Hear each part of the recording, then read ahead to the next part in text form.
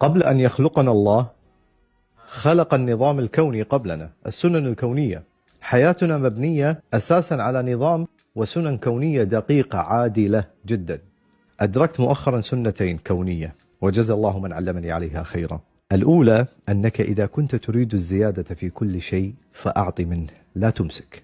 مال، كلام حلو، جبر خاطر، مساعدة للناس، هذا الله يعوضك عنها أفضل منها.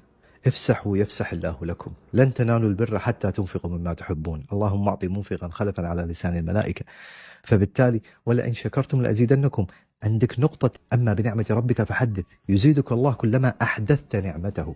أحدثت أي جعلتها حدثا وليس بالكلام يعني. فصدقوني من تجارب عديدة في حياة الناس، إذا تبي الزيادة في كل شيء اشكر الله عليها، وشكر الله عليها يكون بالعمل بها. والسنة الثانية اللي أنا جدا حبيتها، إذا كنت